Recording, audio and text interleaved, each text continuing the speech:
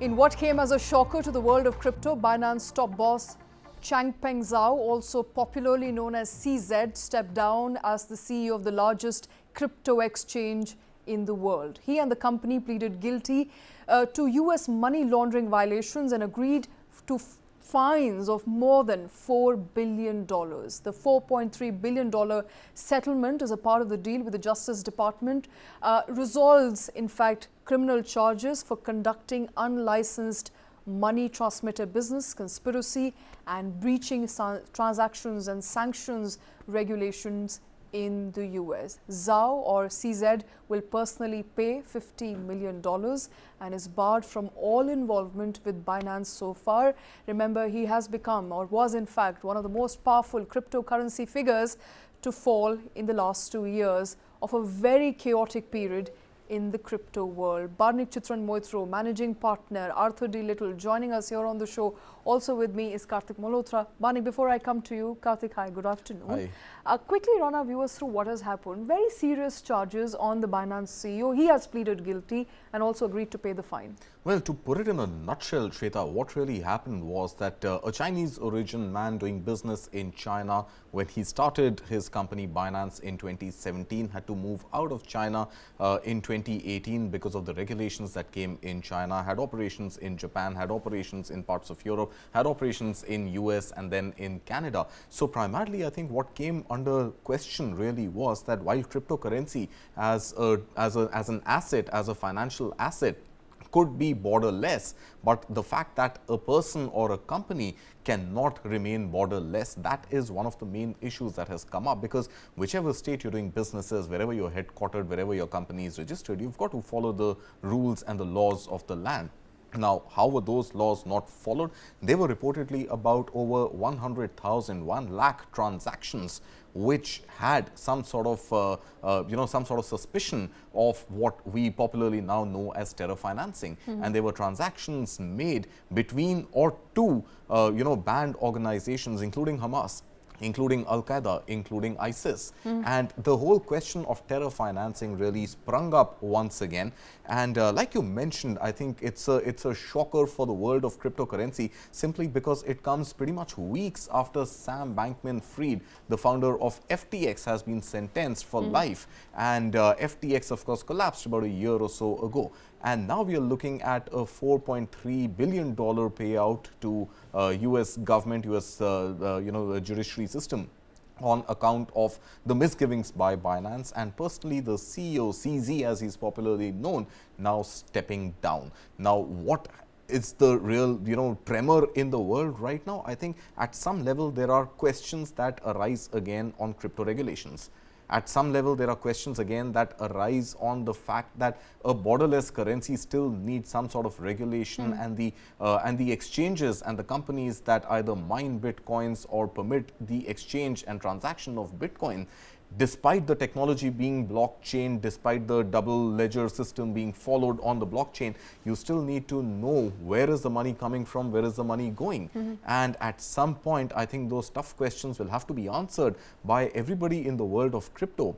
That how do you prevent terror financing? Absolutely. And how do you prevent the fact or how do you make sure that the money that is being made and the money that is being remitted is done legally and is done, it might be faceless, it might be tokenized, but it has to be money that is accounted for. Absolutely. Let's also get in Barnik into this conversation. Barnik, hi, good afternoon. What are you making of these developments in the crypto world? Sam Bankman-Fried and now CZ, both of these men touted to be the topmost bosses of two most popular crypto exchanges, toppling like dominoes one after the other. What are you making of what's going to happen with the crypto world? It seems that US is now putting a lid on to what extent you can operate in a currency that has no borders. Yeah, so I think we should treat the two cases of SBF and CZ differently. I think Sam Bankman-Fried is a clear case of fraud and stealing customer money, which he has already been found guilty of and is awaiting sentencing. I think the Sam Bankman-Fried case is very similar to actually the Bernie Madoff case, right? And crypto just happens to be an instrument of use. I think the Binance case is actually far more prescient and relevant to the crypto world. In fact, if you look at the crypto commentary after the settlement, I think many people feel that the US regulators have been tough, but not tough enough to actually shut down Binance. In fact, what they've done, if you look at the order carefully, right, the personal fine which has been imposed on CZ is only $50 million, which is a fraction of his $10 billion fortune. He's likely to be sentenced to not more than 18 months in prison, which may also be suspended. And even his ban from Binance is only for 3 years after a compliance monitor is appointed, right? So in general, I think what the US regulators have done is that they've punished Binance for their crimes of the past, which are notably to do with lack of compliance, not being tough on anti-money laundering, and most importantly, actually allowing transactions between US entities or persons and persons who are in sanctioned countries like Iran. So I think those are the crimes they've been punished for. But it is also clear that the US is moving to a position in which they will create a regulatory framework for players like Binance and their US equivalent Coinbase, which is also in litigation with them to operate, right? So I think in general, I think it's a tough verdict, but not as tough as the US government could have made it. I think there's still breathing room for a player like Binance to breathe. And I think in general, quietly in the crypto world, people are welcoming this settlement as this will pave the way for future regulation and a clear set of guidelines for such companies to operate. Barnik, has US more than any other country been completely lax when it comes to regulating cryptocurrency? I mean, all for innovation, all for startups, new ideas, technology, blockchain, etc. But has US in particular been very, very lax in how the cryptocurrency market needs to operate, and is now beginning to realize that perhaps, a little bit of tightening, perhaps on the lines of how India has done, or at least now one realizes that maybe India was a little more forthcoming when it came to safeguarding consumer and public money interests. So has US been very lax, and do you think it is now realizing that it is time to regulate this new sort of elephant in the room? And if so, what are the regulations that we can see? Yeah, so I think the debate as to whether to regulate crypto has been around in the US since 2017-18, right? In fact, if you look at a lot of these investigations, they were all started in 2018. In fact, by the previous administration, have now been continued by the current administration. I think the US always had two schools of thought, right? One is to have a completely strict regulatory regime, which was what the Department of Treasury was pushing for, and also the CFTC, which is the Commodities Futures Trading Commission. And also on the other side, guys like SEC, who were favoring a far more lax environment for more innovation. I think right now where the US is headed, I think the US will put some sort of regulation. I think there is talks of a crypto czar or a separate regulatory framework for crypto. I think what the US has realized that I think they first thought that the problem will go away, right? It's not large enough. But if you look at a company like Binance, who actually now has more than 120 million users, a lot of them in the US, right? You cannot just wish this problem away. So I do believe that there will be a regulatory regime in which crypto will be allowed to operate. I don't think it will be as extreme as India. I think India's position in the developed world is actually the most extreme. And I think the US will lead a way in which there'll be sensible regulation. And then over a period of time, I think even countries like India will more follow the US or the European model of regulation as it evolves. But I think the intent has been there. I think people have been very confused on what to do and more importantly, how to regulate such an entity, which by definition is borderless and is very hard to regulate. But if you look at the application, right, all the settlement has to do with US law.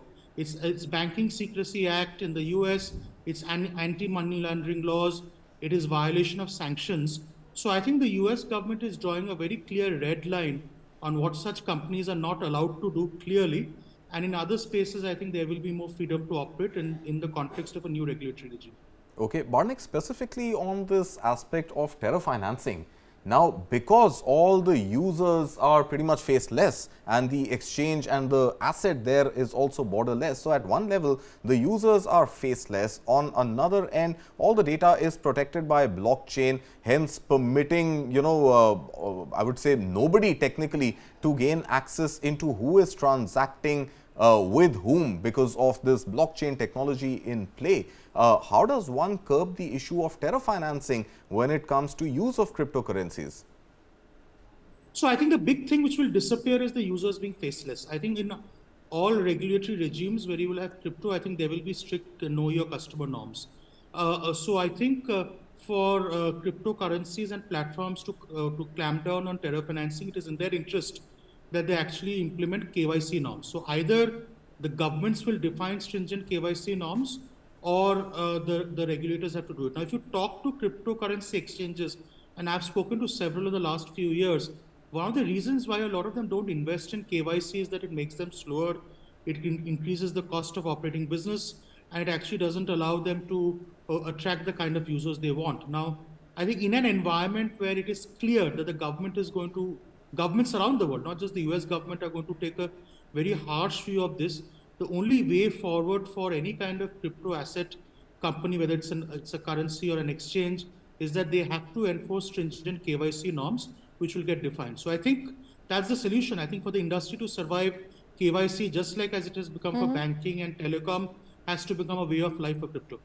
And then who becomes the regulator? Would it be a banking interesting. regulator? Absolutely. Or would it be the SEC, or in the case of India, the SEBI? So a SEBI equivalent regulator, or will there have to be a brand new regulator who's at the cusp of technology and finance? I mean, come to think of it, on the sidelines of the G20, it was also decided that there will be a regulatory framework. Government is actively going to pursue not to diminish cryptocurrency as non-existent, but to actually understand that this is a monster that does exist, might as well regulate it. Yeah, so I think this is a classic conundrum, right? I think it's in the US also, like in India, right? If you appoint the central bank to regulate it, right, whether it's an RBI or in the case of US, the Department of Treasury, they will take a very stringent view to regulating it and will effectively kill the market. If you appoint an SEBI or an SEC kind of regulator, you will see far more lax regulation.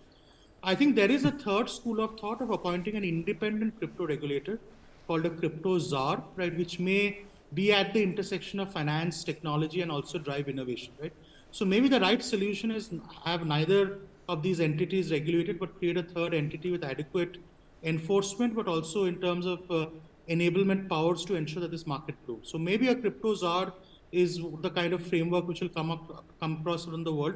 But again, everyone's looking to the US to see what they come up with, Right. and then maybe all the other countries will follow. Absolutely. Doesn't seem like the best example to look up to right now, if you All ask me, right, Shweta. for all the countries to emulate perhaps what the US is going to do, but an interesting idea around cryptos are perhaps having jurisdiction within every country itself, as opposed to a commission, as opposed to an entity that already exists, which will already be burdened with a lot on its plate. So a separate entity is the idea that's being floated. Barnik, thank you very much for taking time out for speaking to News 9.